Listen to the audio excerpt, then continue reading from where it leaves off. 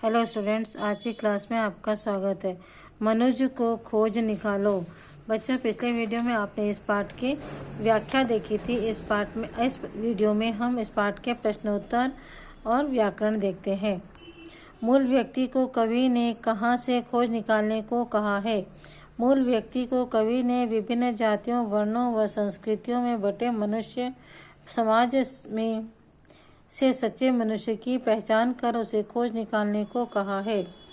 प्रश्न दूसरा, कवि ने मानव समाज में फैली किन किन विविधताओं का उल्लेख किया है?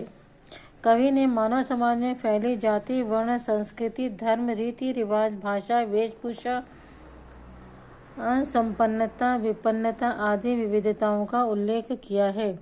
मूल व्यक्ति से कवि का क्या तात्पर्य है?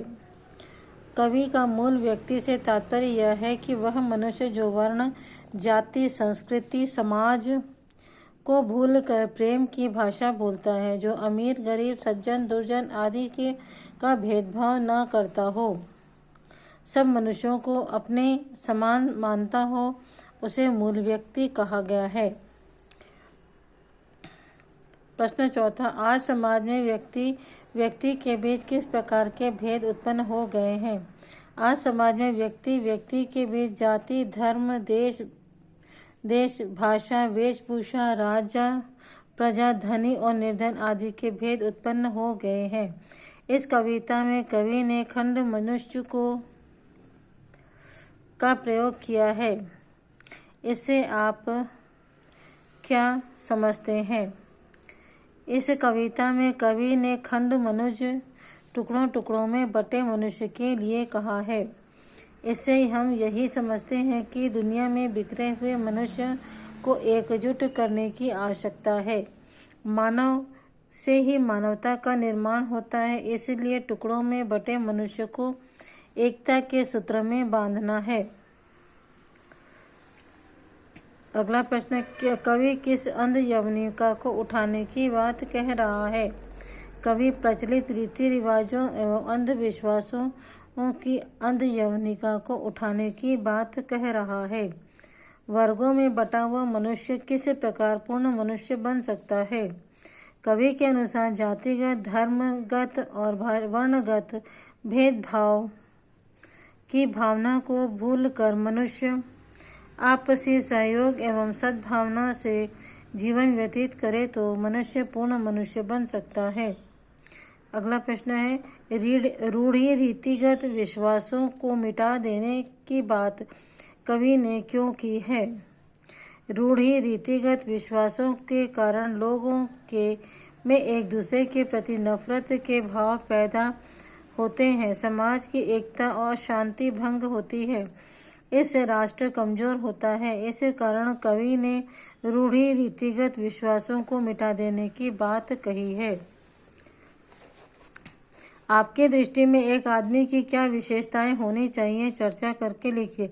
हमारी दृष्टि में एक आम आदमी की विशेषता होनी चाहिए कि वह चाहे किसी भी देश या काल में पैदा हुआ हो, विभिन्न वर्गों में बटे हुए मनुष्य में मानवता की भावना जगा कर उन्हें फिर से एक करके कोई किसी भी से भेदभाव न करे और सब आपस में मिलजुल कर रहे। अगला प्रश्न है, भाईचारे की भावना में विकास करने पर पाठ में बार बार बल दिया गया है। भाईचारे की भावना के विकास में बाधक तत्व कौन कौन से हो सकते हैं? मित्रों और शिक्षकों से बातचीत करके लिखिए।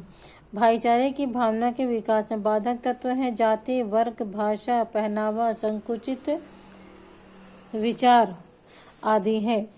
मनुष्य और मनुष्य के बीच जो भी भेद बताए गए हैं वे भाषा, वेशभूषा,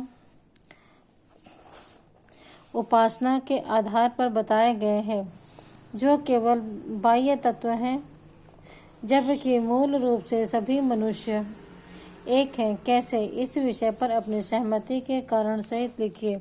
मनुष्य दुनिया में अलग अलग भाषा, जाति, वर्गों में बटा हुआ है, किंतु मनुष्य इन सबके ऊपर है, अर्थात श्रेष्ठ है। मनुष्य को केवल श्रेष्ठ मनुष्य जानकर एक साथ आगे बढ़े, क्योंकि सभी मनुष्य मूल रूप से एक है। अगला प्रश्न है, हमारे देश में भाषा का दुराग्रह ने एक मनुष्य को दूसरे मनुष्य का दुश्मन बना दिया है।